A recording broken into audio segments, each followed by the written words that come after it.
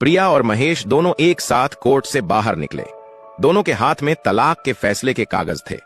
6 साल की प्यार भरी शादी इस तरह टूट जाएगी, यह दोनों ने नहीं सोचा था। घर चलकर अपना सामान ले जाओ, इतना कहकर महेश रिक्शे में बैठ गया।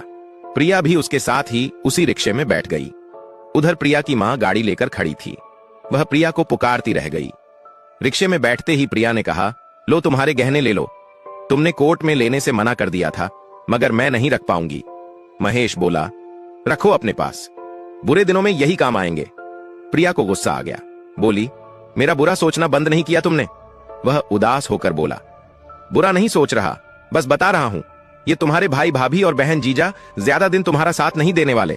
अभी तुम भोली हो, ये दुनिया बहुत जालिम है। वह तुनक कर बोली, इतनी ही फिक्र थी तो तलाक क्यों दिया? वह बोला, तुम्हारे घर वालों ने दहेज के मुकदमे की धमकी दी थी। क्या करता? अगर मुकदमा लग जाता तो सरकारी नौकरी भी चली जाती।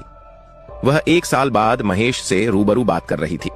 किसी ने प्रिया को मौका ही नहीं दिया उससे बात करने का। इतने में प्रिया के बहन और जीजा ने रिक्शे के आगे गाड़ी लगा दी। बहन बोली, प्रिया, रिक्शे से नीचे उतरो और गाड़ी में बैठो।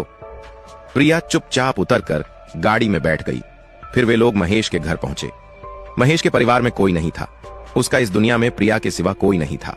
आज प्रिया भी तलाक लेकर पराई हो चुकी थी। महेश कमरे में जाकर सोफे पर पसर गया। बोला, जो चाहे ले जाओ, और कोर्ट ने 30 लाख देने को कहा है, वह भी लोन लेकर जल्दी दे दूंगा।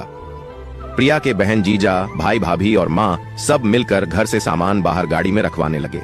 प्रिया फिर से महेश के पास आ गई। उसने देखा वह रो रहा है। वह बोली, अब क्यों रो रहे हो? जब पीकर हाथ उठाया था मुझ पर, तब रहम नहीं आया था? महेश कुछ नहीं बोला। उसने जीवन में एक बार पी थी, उसी से इतना सब हो गया। प्रिया उस कमरे से बाहर आ गई। घर में घूम कर देखने लगी। हर तरफ जाले लगे थे। कितना साफ रखती थी वह घर को। यह घर उसके सपनों का घर था। एक एक ईंट लगते हुए, पूरा होते हुए उसने इस घर को देखा था। घर की हर एक चीज उसने बचत करके खरीदी थी।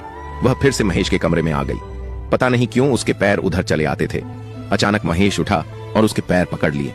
बोला, माफ कर दे प्रिया, छोटी सी गलती की इतनी बड़ी सजा मत दे।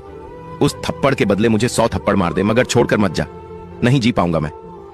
शोर हुआ तो प्रिया की बहन आई और प्रिया को पकड़कर कमरे से बाहर ले जाने लगी। प्रिया ने हाथ झटक दिया। बोली, सारे लोग मेरे घर से बाहर निकलो, और जो सामान ट्रक में डाला है वो वापस रखो। जीजा बोला, ये क्या बक रही हो प्रिया, होश में तो हो? प्रिया रणचंडी बन गई। बोली, आज होश में आई हूं। तुम तो रोज दीदी पर हाथ उठाते हो, भैया भी भाभी पर हाथ उठाते हैं। आप लोगों का तलाक क्यों नहीं हुआ? फिर उसने महेश को गले लगा लिया। बोली, डरना मत, मैं हूं ना। बाजी पलटते ही प्रिया के सारे घर वाले भाग गए।